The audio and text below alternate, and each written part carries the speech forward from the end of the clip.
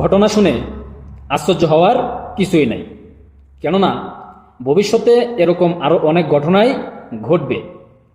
আমরা যেমন কর্ম করব ঠিক তেমনই ফল ভোগ করতে হবে। তো ঘটনার প্রেক্ষাপট হচ্ছে ৩২-এর জাল মেটালো গাজীপুর। গাজীপুরে সাবেক মুক্তিযোদ্ধামন্ত্রী আকম্ম মোজাম্মেল হকের বাড়িতে যখন ভাঙচুর করতে যায় বৈষম্য বিরোধী ছাত্র আন্দোলনের নেতারা, তখন গ্রামবাসীরা মাইক মেরে, মানে মসজিদের মাইক দিয়ে ঘোষণা দেয় যে বাড়িতে ডাকাত ঢুকেছে। এই ঘোষণা দিয়ে আশেপাশে এলাকার সমস্ত মানুষ জড়ো করে এবং সমস্ত লোক জড়ো হয়ে ঐক্যবদ্ধভাবে এই বৈষম্য বিরোধী ছাত্র আন্দোলনের সমন্বয়ক যারা ছিল বা ছাত্র জনতা ছিল যারা, তাদের উপরে আক্রমণ করে, তাদেরকে ব্যাপক মারে, প্রচুর পরিমাণে মারে, অনেকভাবে তাদেরকে মারছে। ৩ জন মৃত্যুশয্যায় এবং ১৫ জন আশঙ্কাজনকভাবে ঢাকা মেডিকেল হাসপাতালে অবস্থাপিত। তো এই যে সংঘর্ষ হয়েছে, তো এটা নিয়ে কিন্তু আবার আওয়ামী লীগ সেলিব্রিটি উচ্ছ্বাস, বিজয় মিছিল এগুলা করতেছে। কেন? তোমরা ৩২-এ যে ঘটনা ঘটাইছ এটার প্রতিশোধ আমরা গাজীপুরে নিয়ে নিলাম। আর মেয়র সাহেব, মানে গাজীপুরে যে মেয়র ছিলেন জাহাঙ্গীর আলম, তার তো আবার অনেক প্রভাবশালী একজন শক্তিশালী নেতা। মৃত্যুর মুখ থেকে তিনি কিন্তু একবার বেঁচে এসেছেন।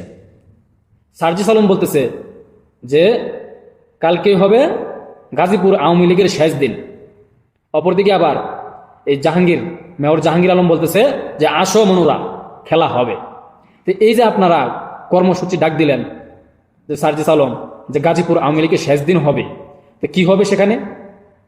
আপনারা যাবেন, ওই দিক দিয়ে মেয়রের একটা বাহিনী তৈরি হবে, তখন পাল্টাপাল্টি সংঘর্ষ হবে।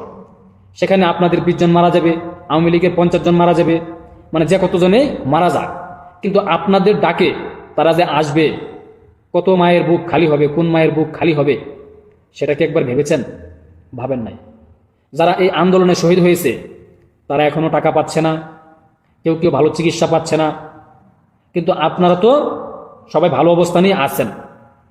কেউ এমপি মন্ত্রী হওয়ার স্বপ্ন দেখতেছেন, কেউ প্রধানমন্ত্রী অফ লেভেল পাওয়ার নিয়ে ঘুরতেছেন, কিন্তু সাধারণ ছাত্র জনতা কিন্তু এই আন্দোলন করে ভুগতেছে। কেমন? এই কেউ কেউ চিকিৎসা পাচ্ছে না, যারা নিহত হয়েছে তারা টাকা পাচ্ছে না, তাদের পরিবার এখন রাস্তায় দাঁড়াইছে। একটা মহিলা কিন্তু এখন বর্তমানে ভিক্ষা করতেছে, তার স্বামী এই জুলাই অভ্যুত্থানে আন্দোলনে শহীদ হয়েছে, কিন্তু আপনারা তো তাদেরকে আগে কোনো সহযোগিতা করেন নাই। আবার গাজীপুরে আপনারা কর্মসূচি ডাক দিয়েছেন যে আওয়ামী লীগের শেষ দিন। তো এতে আওয়ামী লীগের যে শেষ দিন আপনারা করতে আসবেন, এখানে তো এই যে মারামারি হবে, রণক্ষেত্র পরিণত হবে, আওয়ামী লীগেরও মারা যাবে, আপনাদেরও মারা যাবে, কিন্তু আপনারা তো মায়ের বুক খালি করতেছেন। ডক্টর ইউনূস কিন্তু একটা বক্তব্য দিয়েছে যে ভাঙচুর বন্ধ করো, শক্ত হাতে প্রতিরোধ করো। তা আপনারা প্রধান উপদেষ্টার কথা শুনেন, আপনারা তাদের বিচারের আওতায় আনেন, আইনি ব্যবস্থা নেন, কিন্তু আপনারা এটা না করে প্রত্যেকটা জায়গায় মব জাস্টিস করতেছেন। এটা কেমন বাংলাদেশ ভাই? আপনারা দেশ স্বাধীন করেছেন, কিন্তু দেশ স্বাধীন করতে আমরা এরকম দেশ চাই নাই। তো এই ৩২-এর জাল গাজীপুরে কিন্তু মিটাই নিছে। আর মেয়র জাহাঙ্গীর এই গতকালকে রাত্রি একটা ফোন কল কিন্তু তার ভাইরাল হয়েছে, একটা গ্রুপ কল, যে কয়েকজনকে নির্দেশনা দিতেছে কিভাবে প্রতিরোধ করতে হবে। একদিন তো মরবই গাজীপুরের মেয়রের কথা। তিনি কিন্তু একবার মৃত্যুর হাত থেকে বেঁচে আসছে। তার সহপাঠী একজন, মানে তার সঙ্গে যাকে নেওয়া হয়েছিল তাকে কিন্তু মেরে ফেলা হয়েছে। যাই হোক, তিনি কিভাবে বেঁচে ফিরে আসছে, কিন্তু তিনি এটাই ভাবতেছে যে একদিন তো মরবই, এখন তো দেওয়ালে পিঠ থেকে গেছে, কিভাবে প্রতিরোধ করতে হবে সেই ব্যবস্থা গ্রহণ করবে। তো এই যে আপনারা মব জাস্টিস করতেছেন, তো তারা তো এই পাল্টা প্রতিক্রিয়া করবে না, কেননা যেমন কর্ম তেমন ফল।